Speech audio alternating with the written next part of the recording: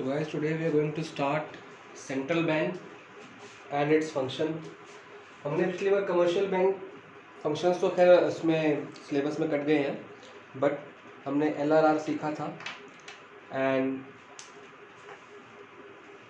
Commercial bank कैसे पैसे कमाता क्रिएट करता है, money creation of commercial bank and money multiplier देखा था. Today we are going to start this central bank. Central bank और कमर्शियल बैंक में फ़र्क मैंने पिछली बार आपको बता दिया था. कमर्शियल बैंक सारे नॉर्मल बैंक जो आपके गली मोहल्ले में आपको दिखते हैं. Central bank is the supreme bank, जो सारे बैंकों का भी बैंक होता है, सारे बैंक के ऊपर जो गवर्न करता है. तो पहले डेफिनेशन देखते हैं, आपकी बुक में आप लोग साथ साथ देख सकते हैं. Central bank is an apex institution, book में लिखा है एपेक्स बॉडी. एपेक्स वर्ड का मतलब होता है सुप्रीम बॉडी, सबसे ऊंची बॉडी, सबसे सेंट्रल बॉडी, जो सारी चीज़ों को क्या करती है, गवर्न करती है. तो सेंट्रल बैंक एपेक्स बॉडी है दैट क्या क्या काम करती है, कंट्रोल्स, गवर्न्स, रेगुलेट्स, गवर्न्स नहीं है, ऑपरेट्स है. ऑपरेट्स और गवर्न्स में एक ही बात है, लेकिन जो बुक में लिखा है वही लिखेंगे. रेगुलेट्स एंड डायरेक्ट्स द, ये आपकी डेफिनेशन बन जाएगी. Central bank is an apex body which controls, operates, regulates and directs the entire banking and monetary structure of the country. तो हर कंट्री का जो मॉनेटरी स्ट्रक्चर है, मॉनेटरी मतलब मनी से related, monetary and banking structure को कौन govern करता है, कौन रेगुलेट करता है, कौन कंट्रोल करता है, it is the central bank, जो मेन बैंक होता है.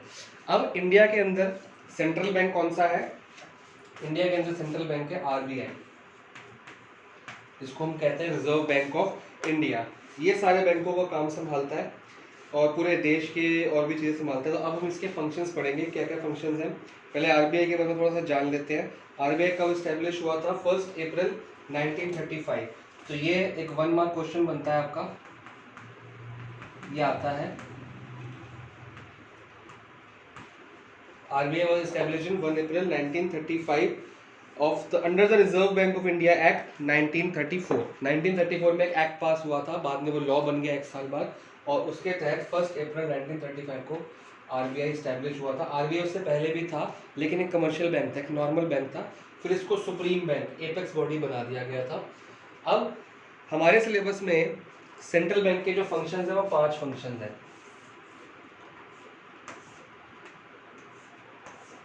और आज हम डिस्कस करने वाले हैं सिर्फ 4 फंक्शन. 5वां जो है वो हम अगली क्लास में डिस्कस करेंगे, क्योंकि काफ़ी वो डिटेल में है. तो 5 में से आज हम कितने फंक्शंस डिस्कस करेंगे? सिर्फ 4 फंक्शंस डिस्कस करेंगे. वो छोटे हैं, जल्दी समझ आ जाएंगे. जो 5वां फंक्शन है वो हम नेक्स्ट क्लास में करेंगे, क्योंकि उसमें काफ़ी डिटेल चाहिए और उसका क्वेश्चन एक आता ही आता है, तो उसको आराम से डिटेल में डीप में पढ़ेंगे. तो आगे बढ़ते हैं. तो पहला फंक्शन ऑफ सेंट्रल बैंक है bank of issue. Bank of issue मतलब क्या इशू करता है? सेंट्रल बैंक तो एक बैंक है, लेकिन वो क्या इशू करता है? वो इशू करता है करेंसी, करेंसी नोट्स. जितने भी आप लोग के पास नोट्स हैं, 100 का, 10 का, 2000 का, 500 का, 50 का, जितने भी नोट्स हैं वो सारे कहाँ से इशू किए गए हैं? सेंट्रल बैंक से. तो इससे क्या फ़ायदा होता है? ये सारी जो इंडिया में जितनी भी करेंसी बनती है, जितने भी नोट छपते हैं, वो सारे के सारे कौन छापता है? Central bank. तो इंडिया में एक ही बॉडी है सेंट्रल बैंक, जो सारे के सारे करेंसी छापती है. उसकी पेपर, उसकी इंक, उसकी डिज़ाइन, उसके कलर्स, सब कुछ सेंट्रल बैंक डिसाइड करता है. तो सारी की सारी करेंसी इंडिया में सेंट्रल बैंक छापती है और मार्केट में फेंकती है. लेकिन सिर्फ और सिर्फ एक्सेप्ट क्या चीज़ वो नहीं करती? 1 रुपी नोट एंड कॉइन्स. जो 1 रुपी के नोट है ना, 1 रुपी के नोट और कॉइन जो है वो सेंट्रल बैंक नहीं करता. वो कौन करता है? वो फाइनेंस मिनिस्ट्री करती है, वित्त मंत्रालय. आजकल आप लोग टीवी में वित्त मंत्रालय देख रहे होंगे. डेली के डेली आता है। तो एक्सेप्ट 1 रुपये के note and coin finance ministry करता है, और बाकी जो करेंसी नोट जितने भी सारे हैं वो सेंट्रल बैंक करता है।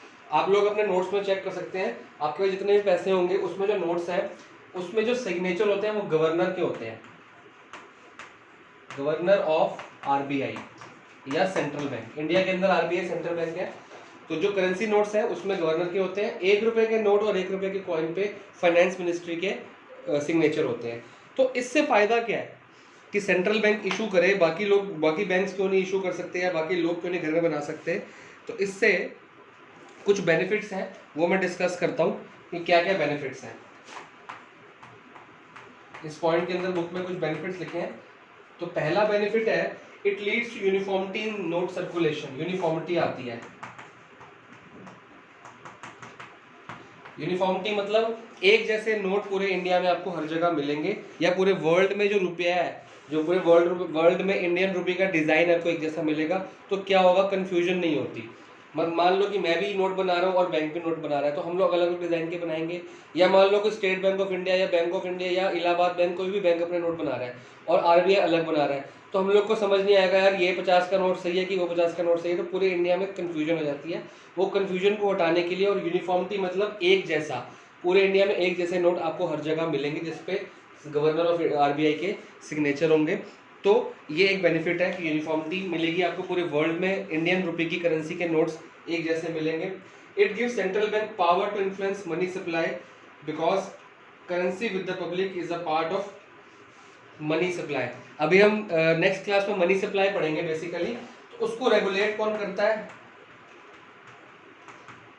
सेंट्रल बैंक कर सकता है जब वो नोट बना रहा है। अब जब नोट सारे के सारे सेंट्रल बैंक बना रहा है, सारे बना हो रहा है, तो कितने नए नोट बनाने हैं, कितने नहीं बनाने हैं, ये सब कुछ सेंट्रल बैंक के पास पता है।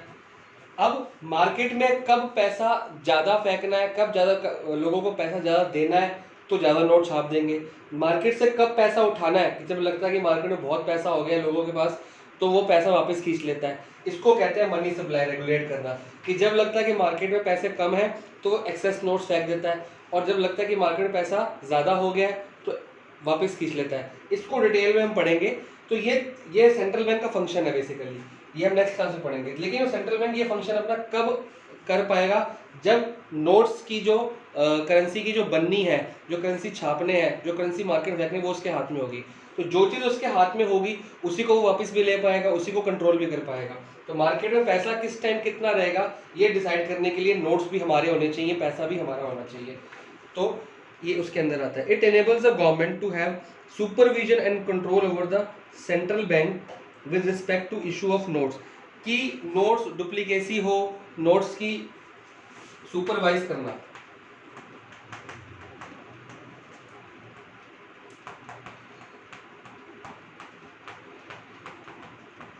कि कोई गलत नोट तो नहीं आ गए, कोई डुप्लीकेट तो नोट तो नहीं आ गया। हम डुप्लीकेट नोट कैसे पहचान पाएंगे, क्योंकि देश में एक ही तरह के नोट जायज जो सही असली नोट्स होते हैं, अगर उसके अलावा हल्का सा भी किसी नोट में चेंज मिलेगा हम उसको मान लेंगे वो डुप्लीकेट नोट है या फेक नोट है या फ्रॉड नोट है।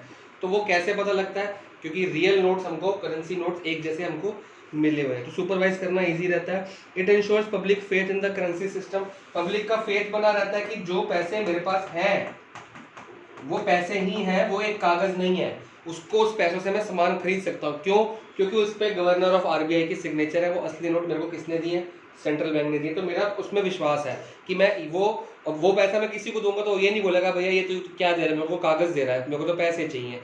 क्योंकि पूरे इंडिया के अंदर उस नोट के अंदर एक विश्वास है कि ये 100 रुपये का नोट है, 100 जिसपे 100 लिखा है, गवर्नर ऑफ आरबीआई है, पर जो वहाँ से छप के आया है। तो पूरे इंडिया का फेथ है कि कहीं भी आप इसको दे के 100 रुपये का सामान ले सकते हो।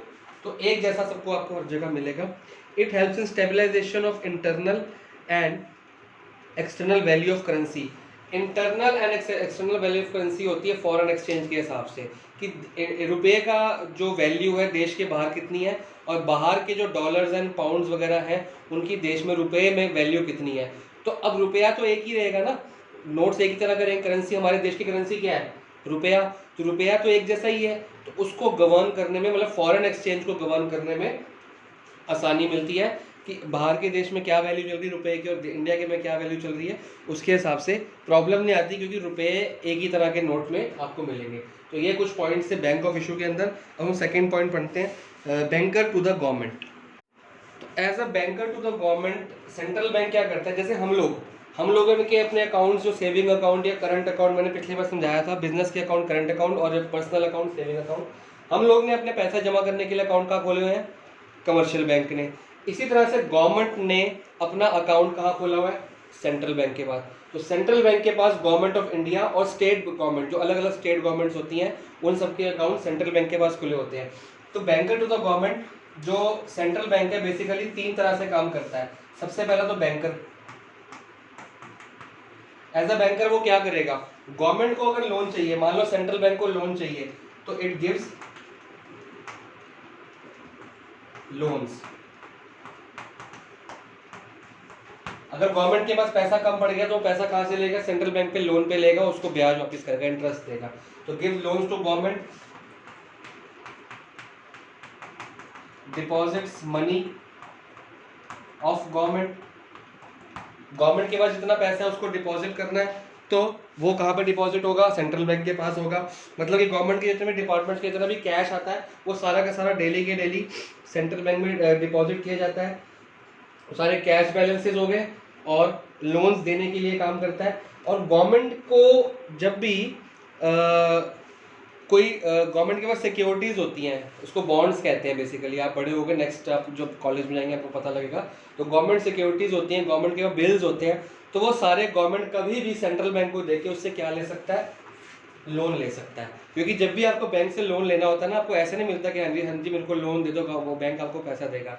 बैंक आपको तभी लोन देगा, बदले में आपसे कुछ गिरवी रखेगा, कुछ मॉर्गेज किया जाता है। वो घर के बदले हो सकता है, वो व्हीकल के बदले हो सकता है। अगर आप मान लो घर के बदले लोन लेते हो तो घर के पेपर्स बैंक में जमा हो जाते हैं, आपको घर के खरीदने के लिए पैसे मिल जाते हैं। गाड़ी खरीदने के लिए लोन लेते हो तो आपकी गाड़ी की जो आरसी होती है उस पर लिखा जाता है कि बैंक से लोन लिया हुआ है। वो आरसी तब तक वैलिड नहीं मानी जाएगी जब लोन तक आपका खत्म नहीं होता। तो बैंक आपको तभी लोन देता है जब वो बदले में आपसे कोई सिक्योरिटी डिपॉजिट कराता है। तो वो सिक्योरिटी डिपॉजिट सारी की सारी सेंट्रल बैंक के पास हो सकती है। तो फर्स्ट फंक्शन जो कि बैंकर, जैसे हम लोग का रिश्ता बैंक से है, वैसे सेंट्रल गवर्नमेंट का इंडियन गवर्नमेंट का या किसी भी देश की गवर्नमेंट का जो बैंक से रिश्ता होना चाहिए सेंट्रल बैंक से होता है, किसी कमर्शियल बैंक से नहीं होता। सेकेंड है agent. As an agent government के लिए काम करता है। Central bank also has a responsibility of managing public डेब्ट। पब्लिक डेब्ट को मैनेज किया जाता है एज एन एजेंट। पब्लिक डेब्ट क्या होता है, लोगों से लोन लेना, एक तो लोगों को लोन देना, जो पब्लिक को पैसा लोन में दिया जाता है वो सेंट्रल बैंक के थ्रू दिया जाता है। अगर अब मान लो जैसे अभी लॉकडाउन में गवर्नमेंट पैकेजेस अनाउंस कर रहा है लोगों के लिए, कितने कितने करोड़ के पैकेजेस हो रहे हैं, तो वो लोगों को गवर्नमेंट डेब्ट दे रहा है, मतलब उधार दे रहा है लोगों को, पब्लिक डेब्ट है। तो लोगों को वो क्या दे रहा है, उधार दे रहा है। डेब्ट मतलब उधार, ये हम लोग अकाउंट से पढ़ेंगे।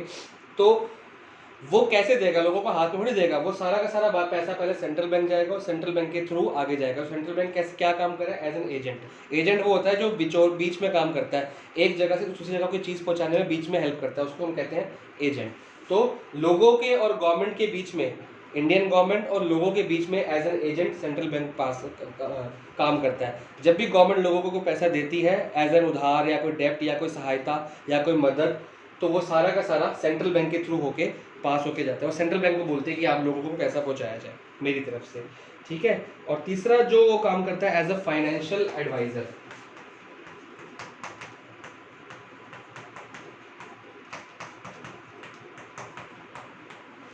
एडवाइजर समझते हो, जो आपको सहायता करता है, आपको सलाह देता है, आपको एडवाइस देता है। तो सेंट्रल बैंक एडवाइस करता है गवर्नमेंट को टाइम पे अलग अलग टाइम पे financial condition and monetary conditions of the country, कि कहाँ पे पैसा इन्वेस्ट करना ठीक रहेगा, कहाँ पे आपको नुकसान होगा, कहाँ पे आप पैसा बचा सकते हो। तो सारी जो मनी से लेके और फाइनेंस से लेके और इकोनॉमी से लेके जितनी भी गवर्नमेंट को एडवाइस चाहिए वो सेंट्रल बैंक के लोगों से या गवर्नर से या सेंट्रल बैंक के स्टाफ से ले सकता है। तो central bank as a financial adviser भी काम करता है।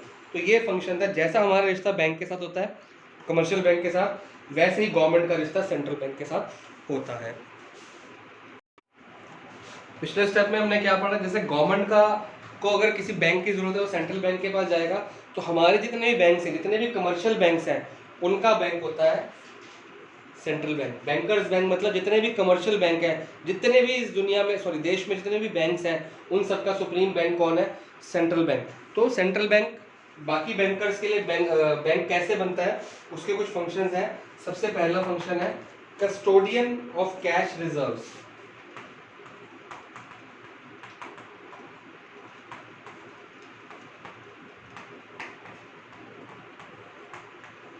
कस्टोडियन ऑफ कैश रिजर्व्स का मतलब होता है, ये हम अगले क्लास में भी पढ़ेंगे कि कैश रिजर्व होता क्या है। बेसिकली होता क्या है कि जब हमने पढ़ा था कि किसी भी कमर्शियल बैंक के पास,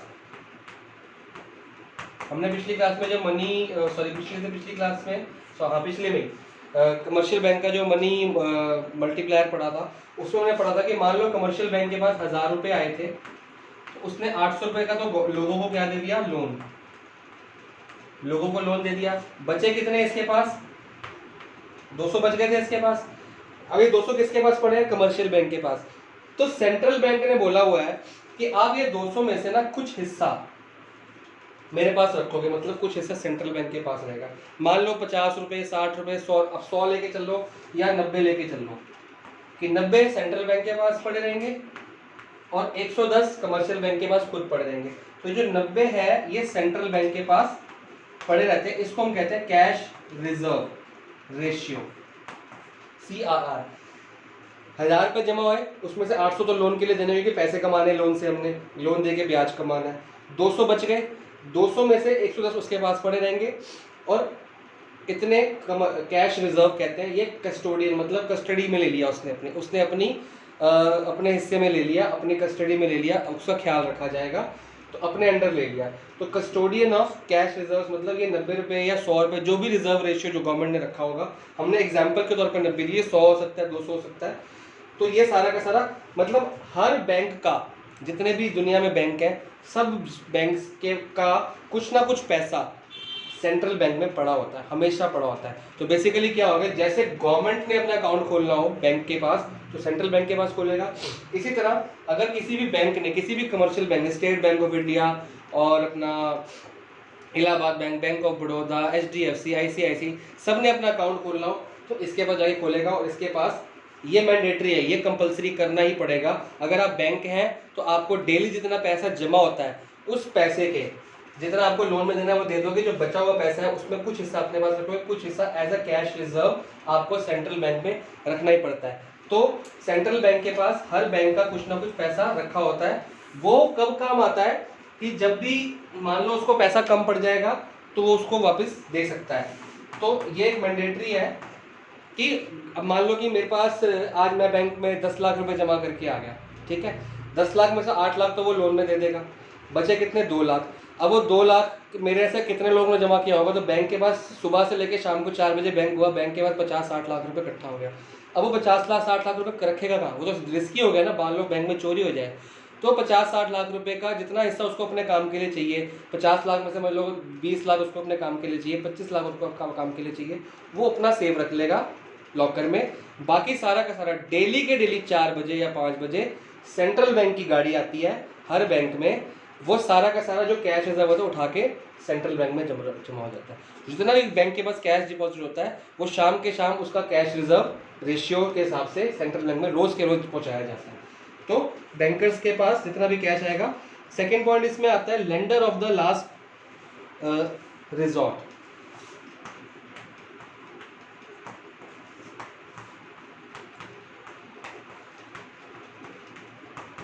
लेंडर ऑफ लास्ट रिजॉर्ट मतलब कि 1000 रुपये आया था, 800 का लोन दे दिया, 200 बच गया, 200 में से 90 तो सेंट्रल बैंक को दे दिए, बच गए कितने? 110।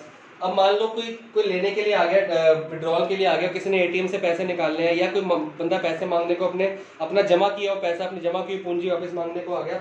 वो कहते थे मेरे को तो 300 रुपये, मैंने आपको 1000 रुपये जमा किए थे, मेरे को 300 रुपये चाहिए। अब वो 300 रुपये कहाँ से देगा? क्योंकि उसके पास है तो 110 रुपये। तो वो क्या करेगा? वो करेगा भैया सेंट्रल बैंक के पास जाएगा कि मेरे को कुछ पैसे कम पड़ गए, मेरे को आप लोन दो। तो सेंट्रल बैंक से लेंडर मतलब लोन ले लेगा, पहले तो 90 रुपये ये वाले वापस लेगा, ये जो 90 इसको जो इसका खुद का पैसा रिजर्व में पड़ा है वो वापस ले लेगा, ठीक है, प्लस एक्स्ट्रा पैसे की जरूरत पड़ेगी तो lender of the last resort, जब उसके पास पैसे बिल्कुल खत्म पड़ जाएंगे, जब उसका कोई चारा नहीं बढ़ जाएगा, जब वो घाटे में आना शुरू हो जाएगा, उसको पैसों की जरूरत है, तो वो किससे मांगेगा?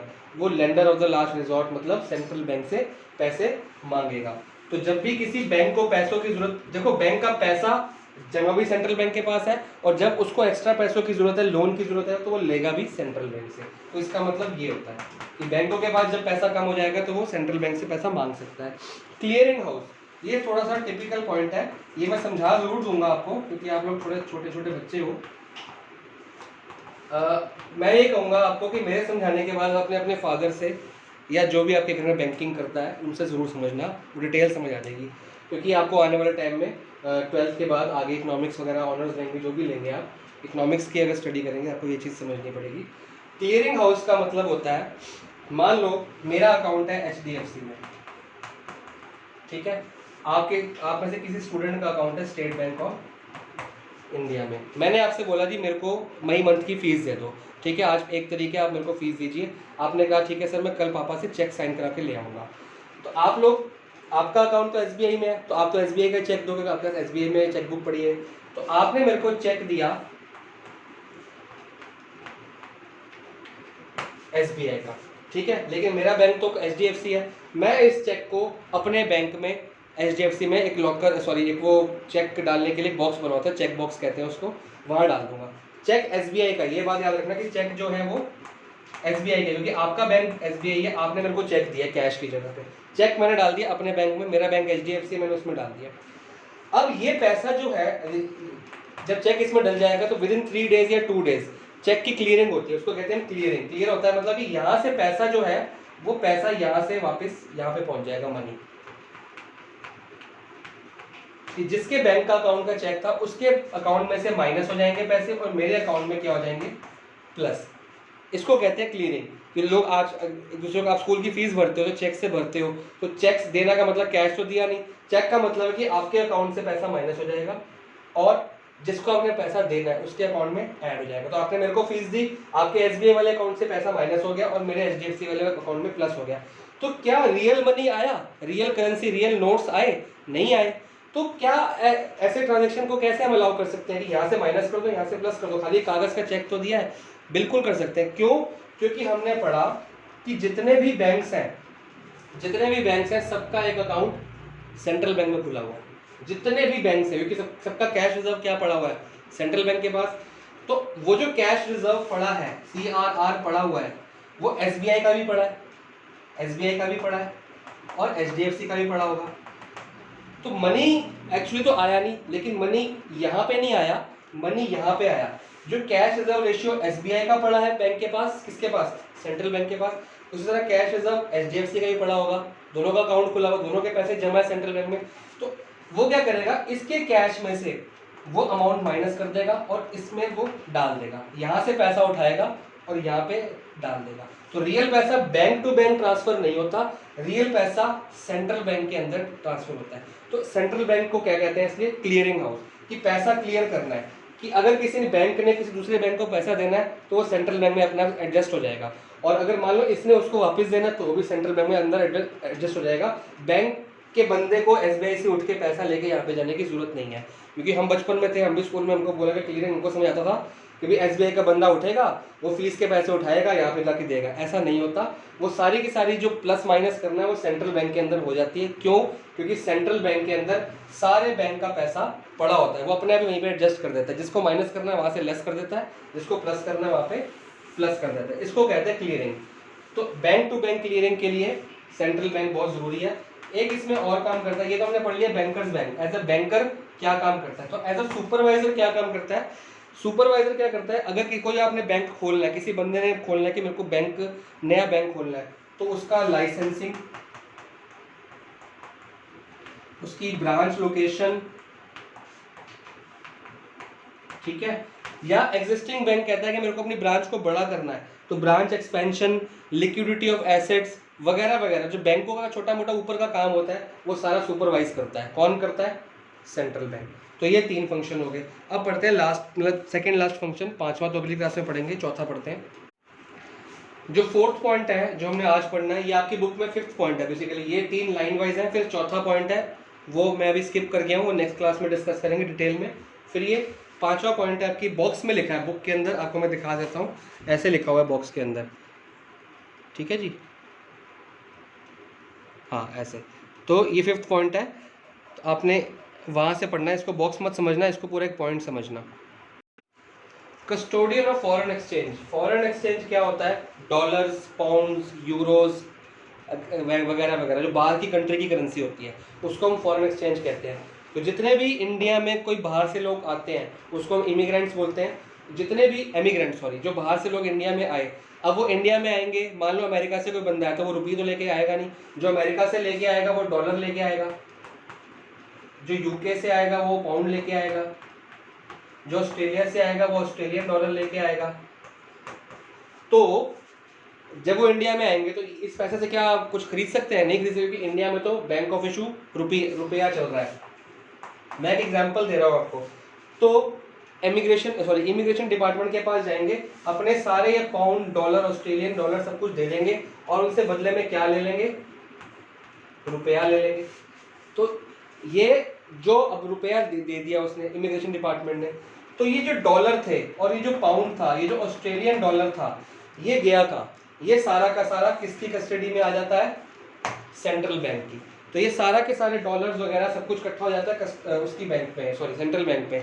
अब इसी तरह से जो इंडिया से बाहर लोगों ने जाना है, अमेरिका जाना है, यूके जाना है, किसी भी जगह जाना है, तो उनको वहाँ की करेंसी चाहिए होगी, तो वो इस रुपए को कन्वर्ट करेंगे किसमें? डॉलर में, पाउंड में, यूरोज में, जिसमें भी उसको उनको जरूरत, जहाँ भी जो सी भी कंट्री उन्होंने जाना है। तो रुपए को कन्वर्ट करना इसमें और इसको कन्वर्ट करना रुपए के अंदर, ये सारा का सारा काम कौन देखता है? Central bank. क्योंकि जितना भी रुपया है, जितने भी करेंसी नोट्स कहाँ पड़े होते हैं? सेंट्रल बैंक यही छापता है। और जितना भी डॉलर, पाउंड एक्स्ट्रा उनके नोट्स आएंगे वो भी सेंट्रल बैंक के पास ही पड़े रहेंगे। तो एक इसमें क्वेश्चन आता है जो बुक में नहीं लिखा हुआ, मैं आपको बताया था कि जितना भी उसके पास डॉलर और फॉरेन एक्सचेंज, इसको कहते हैं फॉरेन एक्सचेंज, ये हमारा डोमेस्टिक करेंसी हुई। तो जब फॉरेन एक्सचेंज इंक्रीज होता है, जब भी फॉरेन एक्सचेंज इंक्रीज होता है, तो इसका मतलब होता है कि हमारी इकोनॉमी अच्छी कंडीशन में है। इसका मतलब इकोनॉमिक ग्रोथ कहते हैं उसको हम। क्यों? थोड़ा सा उसको मन में अपने आप सोचो। फॉरेन एक्सचेंज इंक्रीज कब होगा? जब हमारे पास डॉलर, पाउंड और यूरोज और बाहर की करेंसी ज़्यादा आएगी। इंक्रीज मतलब कि बाहर से लोग ज़्यादा इंडिया में आए पैसा लेके, तो वो पैसा कन्वर्ट किया किसमें? रुपये में। तो ज़्यादा फॉरेन एक्सचेंज आ गया हमारे पास, ये बात समझ आई? ज़्यादा फॉरेन एक्सचेंज आ गया मतलब बाहर का पैसा ज़्यादा आया। जब ज़्यादा पैसा बाहर से आएगा तो इकोनॉमिक ग्रोथ होगी ना, क्योंकि इस पैसे को वो कन्वर्ट कर लेंगे रुपये में। ये पैसा भी हमारे पास आ गया, ठीक है। रुपया लेकर भी वो कहाँ पे खड़ा है इस टाइम? इंडिया के अंदर तो खड़ा है। जब वो बाहर से आया, ये लेके आया, ये पैसा कहाँ चला गया? सेंट्रल बैंक के पास। ये वाले जो डॉलर, पाउंड नोट से, उसके बदले सेंट्रल बैंक ने उसको क्या दिया? ये। तो ये लेके भी तो इंडिया के अंदर ही है, तो मतलब ये भी इंडिया के अंदर आ गया और ये भी इंडिया के अंदर आ गया। अब वो इस रुपये को खर्चेगा कहाँ? इंडिया के अंदर। तो हमारा रुपया भी इंडिया में खर्च हो गया और ये भी हमारे पास आ गया। तो अगर मान लो वो $1000 लेके आया था, यहाँ पे खर्चा भी तो करेगा, तो वापस सिर्फ 300 या 400 लेके वापस जा रहा है। तो ये $600 उसने कहाँ पे खर्च किए? इंडिया में खर्च किए ना। तो जब भी बाहर से ज़्यादा लोग इंडिया में आते हैं, या इसको कहते हैं फॉरेन एक्सचेंज को इंक्रीज करना। तो जब फॉरेन एक्सचेंज इंक्रीज होता है तो इकोनॉमिक ग्रोथ या डेवलपमेंट या हमारे लिए अच्छी कंडीशन होती है। इसी तरह से जब फॉरेन एक्सचेंज, ये बुक में नहीं लिखा तो आप लोग क्या करेंगे, इस वीडियो को पॉज करके जहाँ बुक में मैंने अभी दिखाया था बॉक्स बना है, वहाँ पे ये पॉइंट लिखेंगे, ठीक है। तो जब फॉरेन एक्सचेंज कम होता है, मतलब इंडिया से बहुत लोग बाहर जा रहे हैं, तो जब बाहर जाएंगे तो क्या लेके जाएंगे? ऑब्वियसली रुपया लेके जाएंगे। तो रुपया हमारा क्या हो रहा है? लेस हो रहा है। और हमारे डॉलर वगैरह भी लेस हो रहे हैं क्योंकि वहाँ के यूज़ कर खर्चा करेंगे। तो जब ये फॉरेन एक्सचेंज हमारा कम होता है तो इकोनॉमिक ग्रोथ भी क्या हो जाती है? फॉल्स होती है।